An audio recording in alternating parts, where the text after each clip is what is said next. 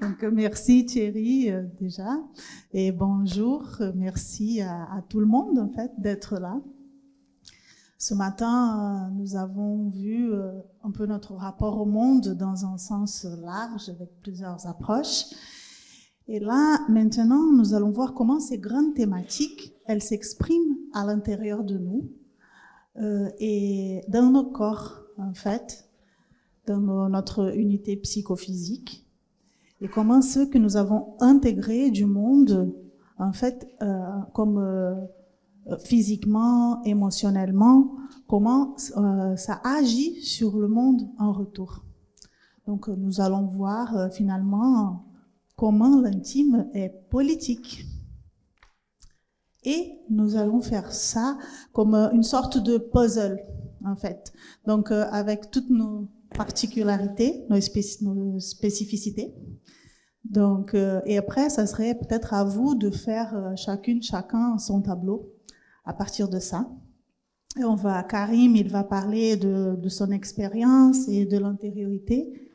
Moi, je vais parler à partir du point de vue du corps, en tant qu'unité psychophysique en relation au monde. Et Sophie, elle va nous amener à visiter les mécanismes sociaux, aussi à partir de cette perspective qui relie à l'intériorité, à l'intime, au corps. Donc voilà, Karim, c'est comment pour toi? Merci beaucoup Héloïsa. Tu parles d'intime, je vois que moi mon... Micro. Ah bah oui, je commence comme ça va pas le faire. Merci, j'ai besoin de coopération, et ben merci de le mettre en œuvre dès maintenant. Ce que je vous disais, c'est que pour moi, Héloïsa disait que l'intime est politique. J'ai vraiment l'expérience et la croyance que le rapport que j'ai à moi-même est intimement lié au rapport que j'ai au monde, et réciproquement. J'ai des fiches et je vais les utiliser quelque peu, parce que je vais prendre le temps vraiment d'utiliser le micro, c'est important. Donc je vous parlais de ce monde intérieur, et l'invitation, on va le faire là, vous venez d'arriver, certains viennent de manger, peut-être certains ont couru pour arriver jusqu'ici. Moi, je vais prendre juste quelques instants pour voir comment je me sens. C'est quoi mon monde intérieur dans l'instant? Alors, je vois que je suis un peu gêné par le bruit. Donc, qu'est-ce que ça vient faire dans mon corps? D'entendre le micro qui siffle. Ok. Moi, je vois que j'ai la gorge serrée. J'ai le ventre un peu noué. Je me sens en même temps tout pétillant. Je vois qu'il y a de l'excitation pour moi. De l'excitation d'être présent. Je sens aussi de la chaleur dans le haut de mon corps. Ici, à cet endroit-là. Et je vois que ce qui a comme énergie de vivant, c'est la gratitude. Gratitude d'être présent ici. Gratitude des personnes qui ont mis en œuvre cet événement. Sophie, Héloïsa. Et tout ça, ça vit dans mon corps. C'est-à-dire que là, je les nomme, mais si je prends le temps, c'est présent. Et donc, je vous invite à vérifier comment vous vous sentez. Donc, peut-être que c'est une question inconfortable pour certains. Peut-être qu'il y en a qui ne sont pas usuels de cette question. Ben, c'est ce qu'on va essayer d'explorer pendant cette petite demi-heure. Voir comment finalement on peut rencontrer ce monde intérieur. Merci Karim. Et Sophie, pour toi, c'est comment? Alors pour moi, c'est comment? Si je vous dessine ce qui se passe dans mon cerveau en ce moment, c'est un peu particulier. Parce que j'entends beaucoup parler de guerre économique, j'entends beaucoup parler de guerre militaire, j'entends parler de conflits dans des pays qui sont soi-disant socio-ethniques. J'observe pas mal de désinformation et moi, j'analyse du management par la peur. Et ça me fait pas plaisir et ça m'inquiète un peu sur notre projet de non-violence. J'analyse les choses comme ça. Je me dis, il y a une alliance entre des régimes de plus en plus autoritaires et des oligarques de la technologie. Et on ne sait plus qui gouverne qui. Au niveau de la technologie, on construit un monde qui est complètement digitalisé, donc chacun devant ses écrans, la sociabilité directe est cassée. À cette désocialisation, on associe une désolidarisation. Il y a quand même Elon Musk qui a fait un podcast en février, relayé par CNN, qui dit que l'empathie est le suicide de la civilisation, notamment en Europe, et qui enchaîne sur la proposition d'enlever la protection sociale. Donc désocialisation, désolidarisation, Et puis, comme on l'a vu ce matin aussi, eh bien, des polarisations très fortes, notamment avec les réseaux sociaux, du fait de l'exacerbation de contenus extrêmes par les algorithmes, mais aussi du fait du manque de hiérarchie des informations. Hein, une personne qui trébuche, c'est du même degré d'importance que l'invasion d'un pays, quasiment. Ça crée quoi? Ça crée des sociétés qui sont hors sol, qui sont fragmentées, qui sont ingouvernables. Et à ce moment-là, on a des régimes de plus autoritaires qui arrivent et qui disent « Eh ben, nous, on va vous gouverner, et on est des sauveurs ». Et une des manières de faire de ces régimes-là, c'est ce fameux management par la peur. C'est ce récit de guerre qu'on entend depuis plusieurs années, où il n'y a pas de hiérarchisation entre une pandémie, c'est une guerre. Une lutte économique, c'est une guerre. Un problème social, c'est une guerre. Un conflit armé, c'est une guerre. Donc la récurrence de ce récit de guerre, qu'est-ce qu'il fait? Il active en nous une peur qui nous fragilise, qui nous rend vulnérables. Donc, comme on est sur un fond, comme on l'a dit aussi ce matin, de très forte inégalité, quand on a un monde digitalisé et un management autoritaire par la peur, c'est délicat. Donc, comment on fait pour retrouver un petit peu de pouvoir et un petit peu de liberté? Voilà. Le sujet est quand même un peu lourd. Et ben, dans notre approche, on va commencer par un jeu quand même. On va commencer en jouant. Et pour cela, je vous invite pour mettre dans le bain une micro-expérience. Donc, nous sommes là dans cette salle, sécurité, apparemment, tranquille. Et on entend dans la radio, il y a des trucs là qui font sortir dans toute la salle, « Nous sommes en guerre ». Qu'est-ce que ça vous fait dans vos corps? Imaginez la situation. Nous sommes en guerre là maintenant. Qu'est-ce que ça vous fait? Est-ce que vous pouvez observer vos mains, par exemple? Ça vous fait quelque chose? Ou c'est la respiration, peut-être, qui s'arrête un peu? Ou peut-être c'est au niveau de l'estomac? Ou peut-être c'est, je sais pas. Est-ce qu'il y a des émotions associées à ça? Est-ce qu'il y a des émotions qui vous traversent? Est-ce qu'il y a de pensées qui vous traversent? Et est-ce qu'il y a des envies de réagir tout de suite?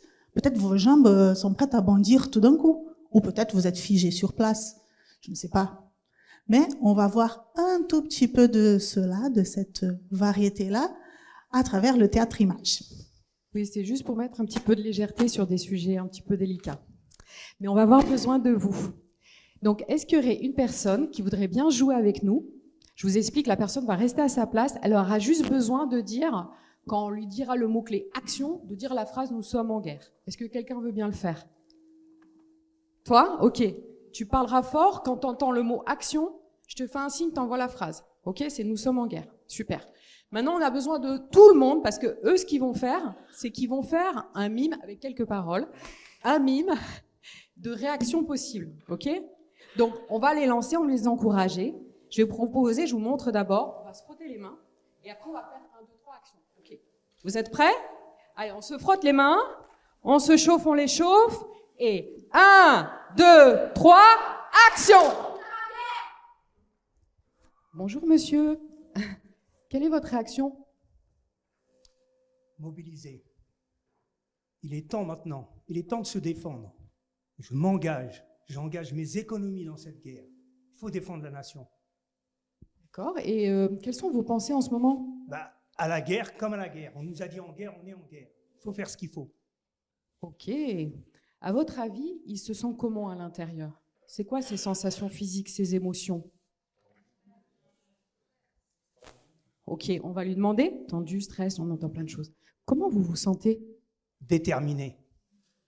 Mais en effet, inquiet aussi. Envie de défendre les valeurs de ma nation, ma famille, mon pays. Donc oui, tendu mais déterminé. Vous avez vraiment la ferme envie de protéger, de protection de votre pays, de votre famille, c'est ça? C'est ça, prendre soin de ma nation et du pays de cette manière. Ok, merci. Donc voilà, pendant qu'on a vu ce personnage, on a pu être plutôt en sympathie avec ou plutôt en antipathie, on a pu avoir des réactions différentes. Et en même temps, on peut se dire, ah mais tiens, mais moi j'ai peut-être une part de moi qui est comme ça, qui a envie de ça. On l'a dit ce matin, hein, une des options, ça peut être de remilitariser l'Europe pour stopper des puissances. Même quand on est pacifiste, ça peut être une option. Ok. On va en voir d'autres ? Alors, on va se chauffer, on va les chauffer. On va leur faire 1, 2, 3. Attention, tu te prépares, ok ? C'est prêt ? Allez, on se chauffe. Et 1, 2, 3, action ! Bonjour madame, quelle est votre réaction ? Moi, je vais au salon de l'armement au Bourget en juin. D'accord. Et quelles sont vos pensées en ce moment ? Mais, en fait, nous en France, il faut se protéger et nous sommes quand même le 2e pays exportateur d'armes, donc il faut jouer notre rôle. D'accord. Et vous vous dites d'autres choses encore ? Oui, ben moi en fait, vous voyez, nous sommes en guerre, il faut se protéger. Moi, je vends des armes, donc moi j'ai aussi envie de réussir. Enfin, je suis partie de rien et là, je vais laisser la boîte à mes enfants aussi. C'est important pour moi. Je comprends. Pause. Alors, est-ce qu'on arrive à se relier à la personne ? C'est quoi ces émotions, ces sensations de cet être humain-là ? Qu'est-ce qui vous vient ? Il peut y avoir de la peur. Quoi d'autre ? Ouais, une envie de réalisation, de reconnaissance. On va lui demander. Et vous vous sentez comment ? Moi, je me sens plutôt bien sur mes pieds, déjà, plutôt pleine. Et en même temps, je vois que j'ai un point d'inquiétude parce que je suis quand même une petite tension là. Ouais. Oui, vous avez vraiment envie de protéger, c'est ça ? Oui. Et je vous ai entendu dire que vous êtes parti de rien, que vous avez fait une ascension sociale. C'est important pour vous qu'on reconnaisse votre parcours ? C'est ça, en fait. J'ai fait bien mon travail. J'ai besoin de cette reconnaissance-là. Ouais. Merci. Alors pareil, hein, on peut se sentir proche ou pas proche du tout de ce personnage, mais on peut aussi, si on prend quelques instants, voir qu'il y a une partie de nous qui peut réagir comme ça, qui peut avoir envie de sauvegarder ses intérêts dans un conflit. Alors pas forcément en alimentant le conflit comme ce personnage, mais ça peut être ne serait-ce qu'en se préservant du conflit. Par exemple, aux États-Unis aujourd'hui, il y a des centres de recherche et des entreprises qui retirent le mot diversité de leur programme et de leur site internet pour pouvoir rester sur le territoire. Donc comment on fait ? C'est pas évident. On essaye autre chose ? On se chauffe, on les chauffe ? Allez. T'es prêt ? Allez, et 1, 2, 3, action ! Stop aux armes! Nous on va à la guerre! Bon. Tout de suite! Bonjour. Donc si je comprends bien, vous faites une manifestation, c'est ça ? Ouais, pour arrêter les ventes d'armes et puis pour tout ce qui est guerre, tout ça. Ok, et c'est quoi vos pensées en ce moment, vos revendications ? Bah, on veut que ça s'arrête maintenant, quoi. Les guerres, c'est un truc qu'on peut stopper rapidement. Et on veut plus d'armes du tout dans le monde. Nada. Fini les armes. Plus d'armes! Plus d'armes! Ok. À votre avis, comment il se sent ? En colère, indigné, révolté ? J'entends pas tout, on va lui demander. Comment vous vous sentez ? Vraiment en rage, dégoûté. J'ai mal au bide. Il faut que ça cesse, quoi. Il faut que ça cesse. Vous avez vraiment envie d'espoir, c'est ça ? Bah oui, puis d'être là avec mon ami, bah, on se dit que c'est possible, quoi. On peut le faire à deux. Ok, merci. Alors pareil, hein, il peut y avoir une part de nous qui a envie de réagir comme ça. Et en même temps, il y a des personnes qui peuvent dire alors une manif à deux avec ta cousine et ton cousin, c'est un peu irréaliste, un peu sacrificiel. Faudrait peut-être mieux faire des grosses manifestations de désobéissance civile comme on l'a vu ce matin, ou bien des boycotts de plus large ampleur. Vous demandez une trêve, mais en fait une trêve comme ça, sans réparation, vous entérinez des injustices. Donc vous pouvez reproduire des injustices, puis vous stoppez pas non plus les belligérants les plus puissants qui peuvent continuer à avancer. Bref, on peut avoir des tas d'arguments. On essaye encore autre chose ? Allez, on se chauffe, on les chauffe. Et 1, 2, 3, action ! Bonjour madame. Alors, quelle est votre réaction ? À quoi, pardon ? Ben, on vient de nous dire qu'on est en guerre, là. Oh, ah non, mais moi, j'ai rien entendu, non. Et du coup, je pars à l'apéro, là, maintenant. Ah. Ouais. D'accord. Et qu'est-ce que vous dites? Quelles sont vos pensées en ce moment? Ben, en fait, je ne me dis pas grand-chose. Je pense que ça ne me concerne pas trop. Vous savez, moi, la politique, ouf. Non.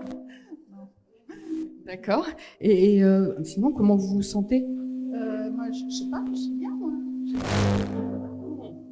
À part avec le bruit, vous ressentez pas beaucoup d'émotions en ce moment? Non, mais en fait, moi, j'ai envie de me sentir bien, vous savez. Et du coup, j'y pense pas. Ça marche. Vous avez vraiment envie de vivre de la légèreté, c'est ça? Vous savez, la vie, elle est déjà assez dure comme ça.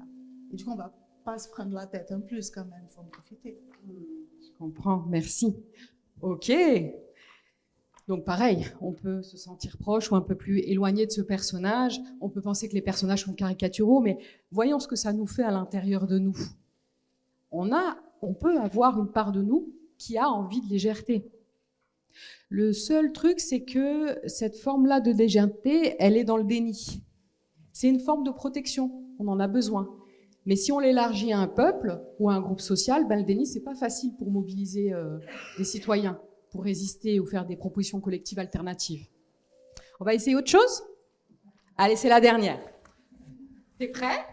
Allez, on se chauffe et on fait 1, 2, 3, action! Bonjour. Monsieur, s'il vous plaît. Bonjour. Bonjour. En fait, vous partez là? Bah oui, il faut qu'on se casse là. Vous avez entendu, on est en guerre. Ok, en fait, Les femmes, les enfants, la famille. Vous partez, vous cachez? On se casse à la campagne. Et il faut faire des courses encore. Ouais, les vivres, les nourritures, l'eau, tout ça, faut qu'on y aille quoi. Vous vous sentez comment? Moi, terrifié, j'ai peur pour les miens. Vous avez vraiment envie de sécurité? Ouais, et protéger ma famille, quoi, de les mettre à l'abri. Ok, merci. Donc sécurité, protection, bien sûr, ça peut être la première réaction quand on entend ça. Le seul truc, c'est que quand on cherche la sécurité et la protection sur le repli, ben, on peut exacerber aussi des tensions sociales et des conflits directs, violents. Parce que l'individu, on l'a vu encore aussi ce matin, il va avoir tendance à prendre soin de soi, de ses proches et des gens qui lui ressemblent, de ses groupes d'appartenance les plus proches. Donc ça peut créer des conflits intercommunautés, plus forts, plus directs. Ça peut aussi exacerber l'idée qu'il y a des vies qui valent plus que d'autres, notamment entre les très riches et les pauvres, par exemple, etc., etc. Donc voilà, on pourrait continuer encore longtemps. On va s'arrêter là. On va les applaudir. Bravo. Bravo. Ils dérôlent. Ils enlèvent leur rôle. Bon, ce qui est intéressant dans ce genre d'exercice-là, c'est se dire, OK, il y a une annonce, il y a des réactions. Derrière, on voit qu'il y a plein de sensations et d'émotions différentes, mais qu'il y a un fond de peur. Et si on descend, on voit que ces peurs-là, elles parlent de besoins qui ont besoin d'être satisfaits, de besoins à sauvegarder. Et si on ne va pas jusque-là et qu'on s'arrête aux réactions de peur, on peut avoir un certain nombre de soucis. Imaginez un peuple où il y a un groupe qui réagisse comme chacun de ces 5 personnages et qui se rencontrent. Vous voyez ce que ça peut donner? Donc la question c'est 1, est-ce que j'ai conscience que je suis dans une réaction de peur? Moi, ou les gens de mon quartier, dans mon travail. Je ne sais pas si on va faire sans micro. Vous nous entendez sans micro? Hein, ça sera plus agréable. Hein. Alors, moi je vais les faire.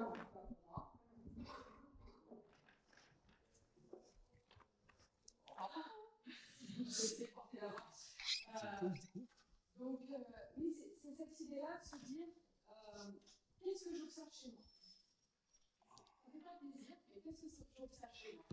Qu'est-ce que j'observe dans mon quartier, dans mon travail, dans ma famille, dans les médias? Première chose. Deuxième chose, est-ce que j'arrive à rentrer en dialogue? Sinon, qu'est-ce qui m'empêche de rentrer en dialogue? Est-ce que c'est la différence de hiérarchie? Comment je vais être guidée pour pouvoir rentrer en dialogue? Est-ce que c'est les images ennemies? Comment je peux rentrer en dialogue? Et après, essayer de trouver des solutions pas trop tragiques qui font le moins de dégâts possible. Donc c'est ça qu'on va essayer d'explorer. Et en fait, et pour commencer aussi, on va s'interroger sur qu'est-ce qui se passe en nous, en fait, quand on entend ces récits de guerre. C'est comment pour nous? par exemple, pour toi, Karim, quand tu entends la phrase « nous sommes en guerre », qu'est-ce que ça te fait?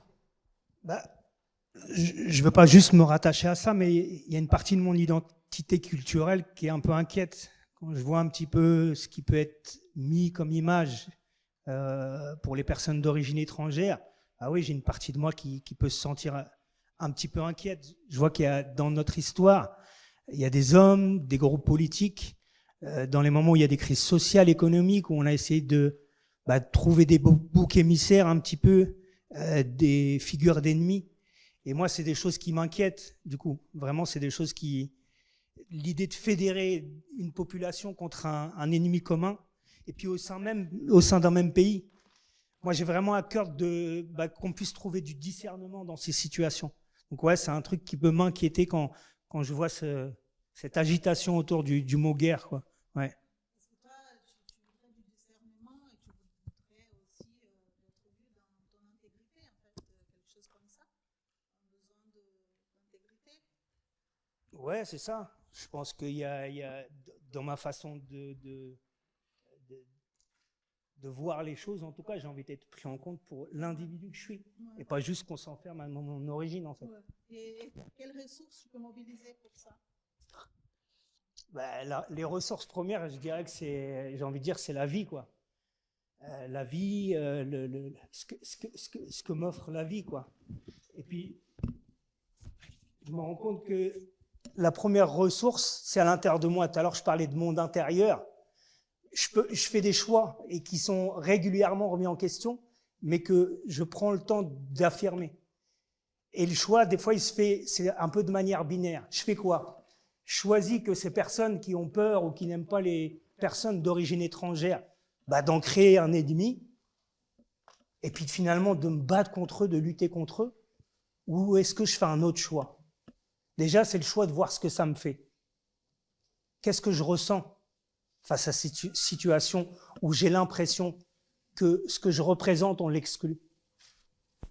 Et donc, cette option que je choisis de revenir à moi, c'est déjà de retrouver du pouvoir, prendre conscience de ce qui est touché chez moi et les besoins qui sont en jeu. Et c'est cette partie-là qui m'aide. C'est cette partie-là qui m'aide à aller voir l'autre, à aller voir celui qui croit ne pas m'aimer ou qui dit qu'il ne m'aime pas. Vraiment ce décalage de revenir à moi, de voir ce qui est touché, de voir ce qui me fait violence, c'est ça qui est soutenant pour moi. C'est un peu comme quand je mets cette paire de lunettes pour voir mes fiches sur lesquelles je vois rien. C'est pareil. Si j'allume ma télé puis je prends juste le pic dans la tête et je ressors dehors, le premier que je vais croiser, il peut prendre cher. Et moi aussi, je peux prendre cher dans ce que je vais vivre à l'intérieur de moi. Et donc, la communication non violente, c'est une des ressources précieuses qui m'a aidé à faire ce décalage, à bouger. Après, il y a des ressources, le yoga, la prière, plus des choses qui m'aident à sentir mon corps. Mais vraiment, cette dimension de la CNV et de mettre la paire de lunettes pour regarder ce que nous dit cette violence, ça, c'est un truc qui m'a soutenu dans ma vie et qui me soutient encore aujourd'hui. Merci, Karim, je suis touchée par ton partage. Merci. Ouais,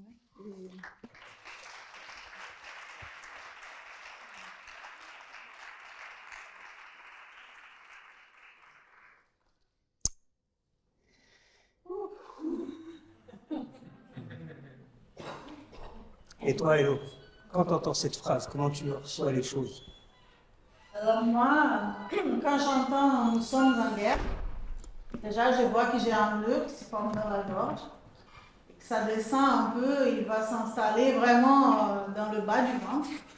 Et en fait, j'ai tout mon corps qui se referme dans cette direction-là, et je vois les bras qui se tendent et qui sont prêts à défendre ou à attaquer. Et si j'interroge cette sensation-là, je vois en fait que j'ai très peur. Et j'ai un besoin de sécurité qui est là derrière. Mais si je vais un peu plus loin dans ce besoin-là, et dans ce besoin de sécurité, je vois que c'est en tant que femme que ça m'intéresse. Même sans micro. Les entités, on les accueille. Parce que moi, j'ai grandi dans la dictature, pendant la dictature au Brésil. Et j'ai entendu beaucoup de récits de femmes, de la torture et tout. Et je sais que pendant les régimes autoritaires, les guerres, etc., on cherche souvent à contrôler les femmes et les corps des femmes. Donc là, en tant que femme, j'ai besoin de respect de mon existence et de respect de la parole et du corps de toutes les femmes, en fait. C'est là où ça me prend vraiment. Et c'est quoi les ressources que tu vas mobiliser pour Ouais. tout ça et vivre tout ça? Ouais. Alors là, c'est déjà, là c'est une V aussi, mais moi je prends beaucoup d'appui, tu as parlé du corps tout à l'heure, moi je prends beaucoup d'appui sur le corps, mais à partir des références et des outils de la technique Alexander, c'est une pratique somatique.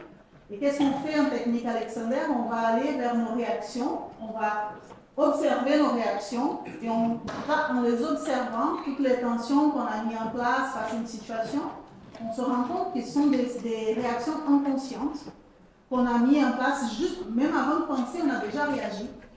Et ce qu'on fait, c'est qu'on se donne un peu de temps, un peu d'espace pour voir qu'est-ce qui s'est inscrit en nous, qu'est-ce qui est inscrit en nous, qui s'exprime dans ces réactions-là. Et quand on prend l'espace, on peut revenir à notre axe et nous donner du support intérieur, ancré dans le monde, aussi pour défaire ces réactions automatiques et passer de la réaction automatique inconsciente à la liberté du choix des réponses conscientes. Et là, on s'ancre dans notre vraie puissance. Et à partir de ça, on peut aller, là, si je suis bien ancrée chez moi, on peut faire face à une dictature sans perdre mes moyens. Et en gardant la liberté de choisir des actions qui sont ajustées à ce qui est important pour moi. Et pour les gens à qui je me relie collectivement aussi. Donc pour moi, c'est un peu ce que j'essaie de mettre en place. Merci beaucoup. Toi, c'est qui ça?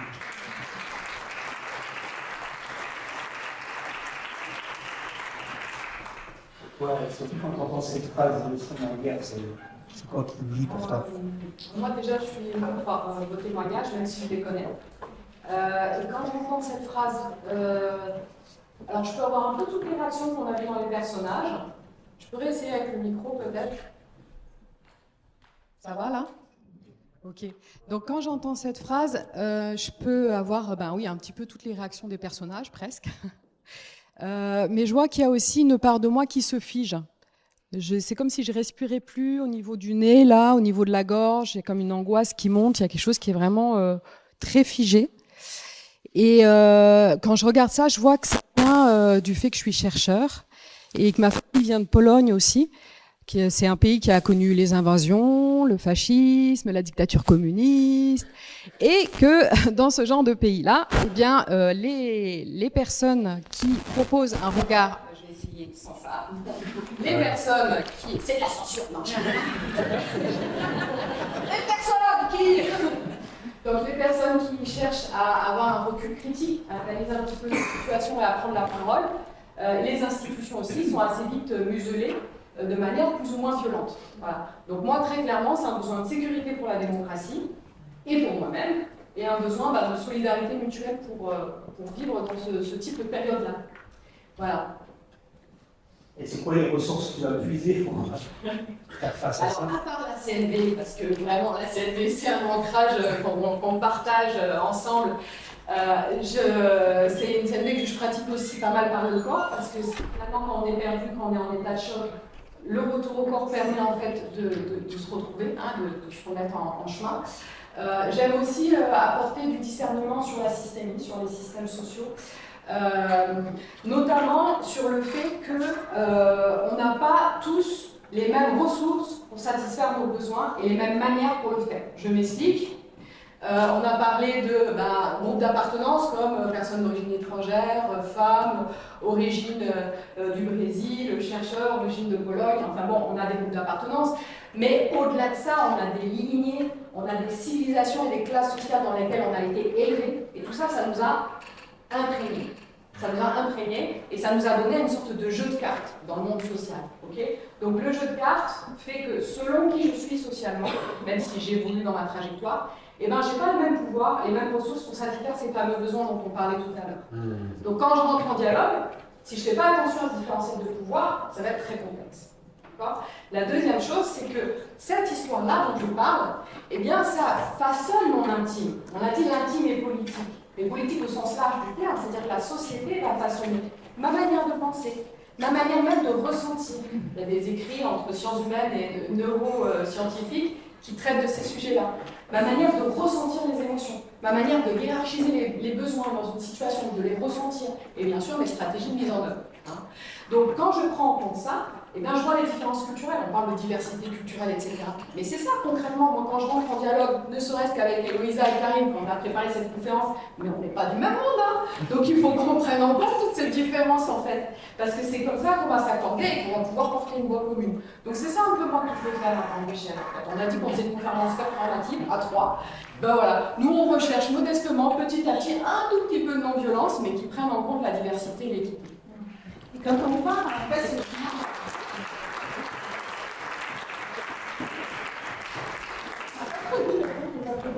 Merci, c'est très encourageant. Et je voulais faire un peu le lien aussi quand on pense à l'intime et politique. Ça peut aller très loin dans la sphère publique en fait. Les luttes féministes l'ont bien compris, hein, elles ont souvent mis.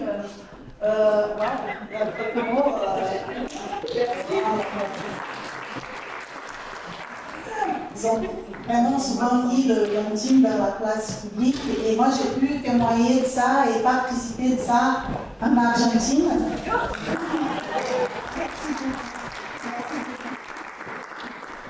C'est très soutenant.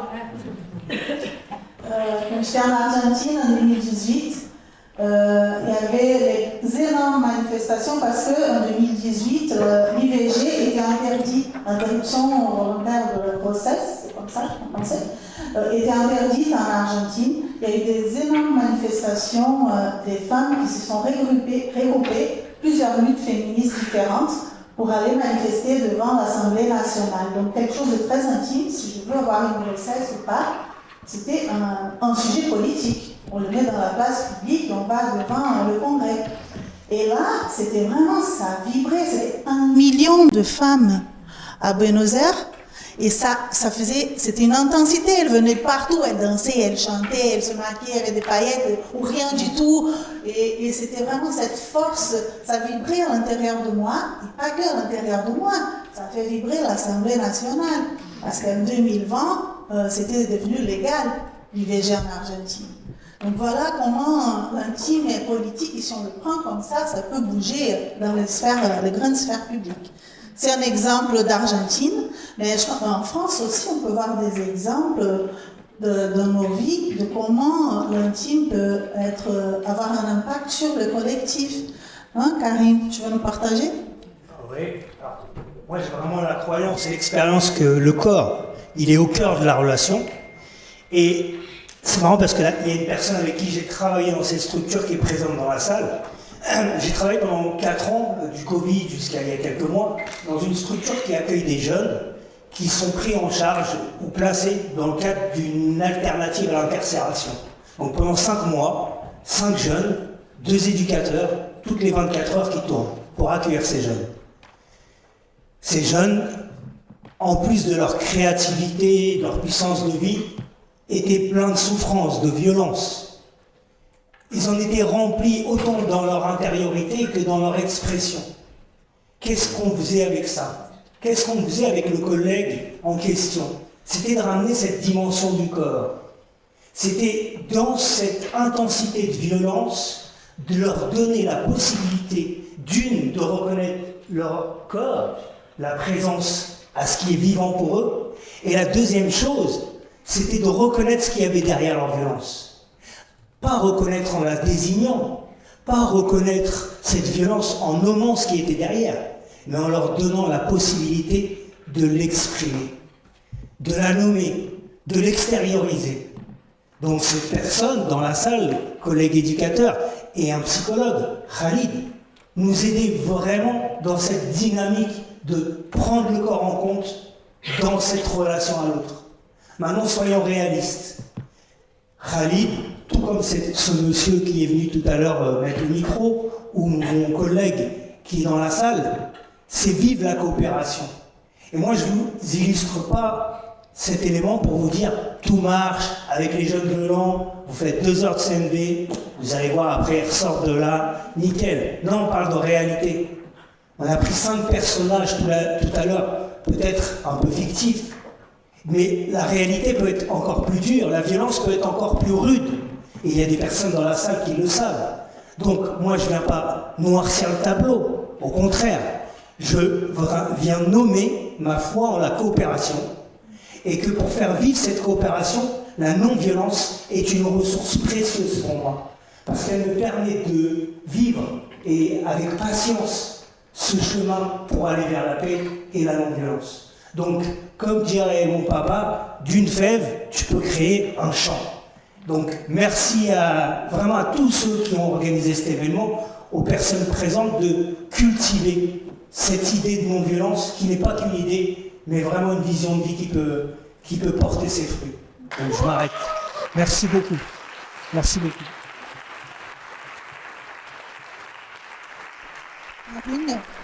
Karim, c'est cette puissance-là, il a presque fait la clôture, mais je voudrais quand même rajouter une chose. J'adore. C'est 30 secondes et on a fini, parce que c'est important. Je voudrais rajouter quand même la joie. Et en fait, la joie, je ne parle pas de la joie comme ça, mais vraiment la joie profonde, on n'invente pas ça. Hein. C'est plutôt un héritage. Les Noirs qui ont été amenés comme esclaves au Brésil, ils ont inventé la samba, ils ont inventé la capoeira, ils ont inventé les fêtes, les tambours, les danses, les chants. Mais c'était... Pardon? Voilà, à feijoada. Ah, délice. C'était vraiment une connexion avec la joie profonde d'exister, en fait. Et ça, c'est hyper important parce que ça nous permet de nous relier à l'élan de confiance. Et du coup, on sort de le management par la peur et on se relie à la confiance. Si on expérimente là tout de suite, si vous pensez à quelque chose qui vous rend heureux, heureuse, là, voilà, déjà quelque chose que je vois que se détend chez quelques-uns des sourires. À partir de là, comment est-ce qu'on se relie aux autres pour créer quelque chose, pour créer des nouveaux récits? Et la question que nous avons, c'est quels sont les nouveaux récits que nous, ici, on veut créer ensemble dans ces forums? Merci beaucoup. Obrigada. Shukran. Chef.